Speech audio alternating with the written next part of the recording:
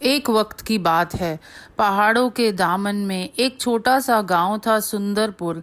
इस गांव में हर तरफ हरियाली थी और नदी का पानी संगीत की तरह बहता था।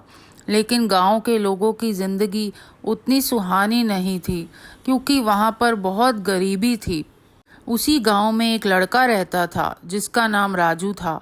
वह बहुत ही गरीब था, जिसके पास बस एक टूटी हुई झोपड़ी थी और अकेलेपन का साथी। उसका सपना था एक दिन अमीर बनने का। एक दिन की बात है, राजू जंगल में लकड़ी काटने गया। उसकी नज़र एक अनोखे पेड़ पर पड़ी। उस पेड़ से एक रोशनी निकली और राजू उस रोशनी के पीछे चला गया। वहां उसने एक चमकती हुई पुरानी पीतल की कढ़ाई देखी। उस कढ़ाई पर तरह तरह के नक्शे बने हुए थे। राजू ने सोचा, ये तो बड़े काम की चीज लगती है। वो कढ़ाई उठाकर घर ले आया। घर आकर राजू ने सोचा कि चलो इसमें कुछ पकाकर देखते हैं। उसने बस एक छोटा सा आलू डाला और आग पर रख दिया। जैसे ही आलू गर्म हुआ, एक अजीब सी रोशनी कढ़ाई से निकली और अगले ही पल कढ़ाई आलूओं से भर गई। राजू हैरान रह गया। उसने एक आलू निकाला और फिर से आलूओं की संख्या उतनी ही हो गई। ये एक जादुई कढ़ाई थी। राजू ने इस जादुई कढ़ाई का राज किसी को नहीं बताया। उसने सोचा कि वो इसका सही इस्तेमाल करेगा।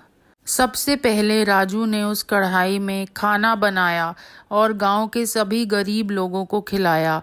कोई भी भूखा नहीं सोता था। राजू ने इसमें पैसे डालकर देखे।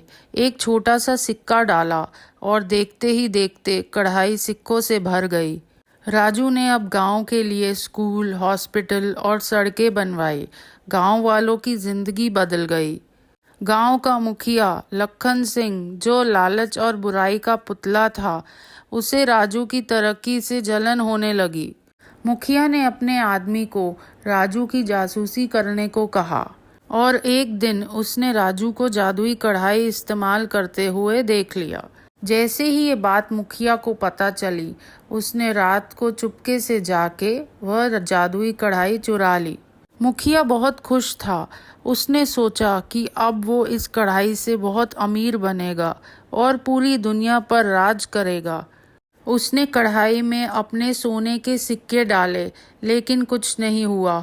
फिर उसने हीरे जवाहरात डाले, पर कुछ भी नहीं हुआ।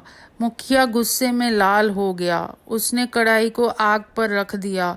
शायद ये गर्म होने पर काम करेगी, उसने सोचा। लेकिन जैसे ही कढ़ाई गर्म हुई, उसमें से अंगारे निकलने लगे। कढ़ाई ने आग पकड़ ली और मुखिया का घर जलने लगा। मुखिया को समझ नहीं आया कि वह क्या करे। आखिरकार उसने कढ़ाई अपने साथ ली और घर से भागने लगा। जल्दबाजी में मुखिया के हाथ से कढ़ाई घर के बाहर गिर गई, पर वह जान बचाकर वहां से भाग गया। राजू को मुखिया पे शक हुआ, तो उसने पीछा किया, तो उसे फिर से जादुई कढ़ाई वापस मिल गई और वो अपने साथ लेके आ गया। राजू ने जादुई कढ़ाई का राज किसी को नहीं बताया, क्योंकि वह जानता था कि इसका कोई गलत इस्तेमाल कर सकता है और नुकसान हो सकता है, जैसे कि मुखिया के साथ हुआ है।